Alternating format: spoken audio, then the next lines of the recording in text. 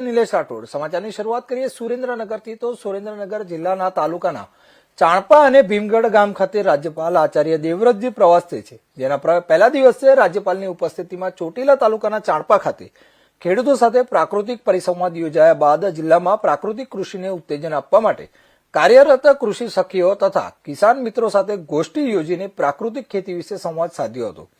રાજ્યપાલે ઉપસ્થિત સૌને સંબોધતા જણાવ્યું હતું કે વર્તમાન સમયમાં ધરતીની ફળદ્રુપતા ઘટી રહી છે, ત્યારે પ્રાકૃતિક ખેતી એ માત્ર જરૂરિયાત નહીં પણ વૈશ્વિક માંગ બની ગઈ છે। આ ઉપરાંત જિલ્લામાં પ્રાકૃતિક કૃષિનો વ્યાપ વધારવા માટે કઈ રીતે કાર્ય કરવું જોઈએ તે અંગે તેમણે ઉપયોગી માર્ગદર્શન આપ્યું હતું। રાજ્યપાલે જમીનને સમગ્ર સૃષ્ટિનો આધાર ગણાવતા ઉમેર્યું હતું કે પૃથ્વી અને જમીનનું સંરક્ષણ કરવું એ ભગવાનની સેવા કરવા સમાન પવિત્ર કાર્ય છે। જો આપણે રાસાયણિક ખાતરો દ્વારા જમીનને દૂષિત કરીશું તો તે કેન્સર જેવા ગંભીર રોગોને આમંત્રણ આપશે, જે ઈશ્વરને કદાપી પ્રિય નથી।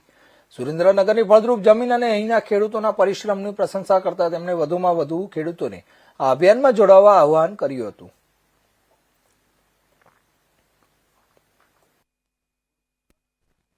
तो पाप लगे, सही ट्रेनिंग दोगे तो पुण्य मिलेगा, गलत ट्रेनिंग दोगे तो परिणाम नहीं मिलेंगे, परिणाम नहीं मिलेंगे तो पाप लगेगा कि नहीं। इसलिए वही ट्रेनर बनो जो सही इस खेती को समझते हैं, ट्रेनिंग दे सकते हैं और लोगों को इसमें आगे बढ़ा सकते हैं।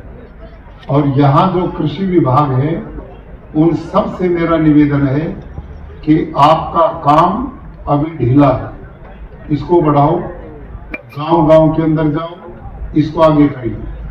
अब तक मेरे को यहाँ अब तक के जितने मैंने 23-25 कार्यक्रम किए, 25 गांव में रोक रहा हूँ आज। यहाँ का काम संतोषजनक नहीं, इसको बढ़ाना, हम छोड़ने वाले नहीं, हर गांव में जाएंगे, करेंगे, क्योंकि ये ईश्वरीय कार्य है, ये परमात्मा का कार्य है। लोगों को जीवन देना ही ईश्वर पूजा है।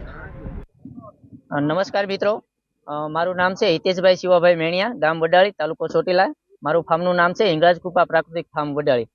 टूंकमां आजे 12 तारीखना रोज साणपा गामे जे राज्यपाल श्री द्वारा कार्यक्रम हतो, खूब सरस कार्यक्रम रह्यो अने राज्यपाले खूब सरस प्राकृतिक खेती तरफ आपने प्रयाण करवा माटे सरसा विचारणा करी અને આ તરફ ટૂંકમાં આપણે પ્રાકૃતિક ખેતી તરફ વળવું જ પડશે। આજ નહીં તો કાલે પણ પ્રાકૃતિક ખેતી કરવી પડશે, કે અત્યારે આપણે એટેક છે, કેન્સર છે, એવા ચામડીના રોગો છે, ભયંકર બીમારીથી પીડાઈ રહ્યા છે। તો શેના લીધેથી? આ કેમિકલ વાળા ખોરાક ખાવાના લીધેથી। તો આપણે પ્રાકૃતિક ખોરાક ખાવા પડશે અને અપનાવવા પડશે।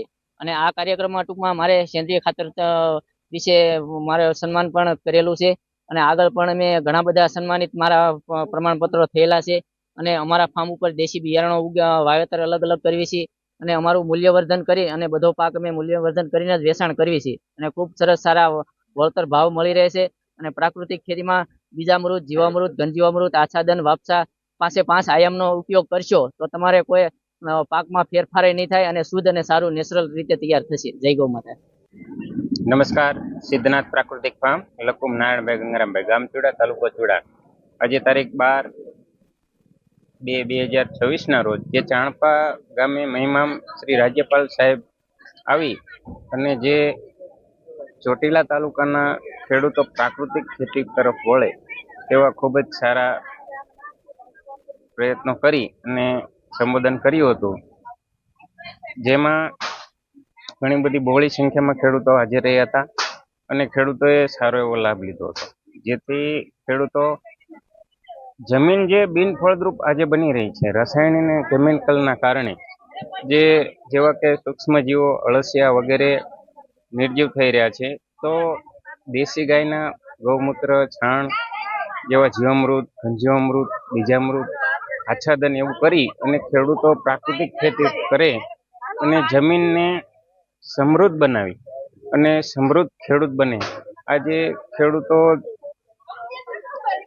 કહી રહ્યો છે કે મારે રાસાયણિક ખેતીમાં કંઈ વળતર મળતું નથી, તો ખરેખર સાચી રીત સમજી અને પ્રાકૃતિક ખેતી કરે ને તો ઘણો બધો ફાયદો થાય છે અને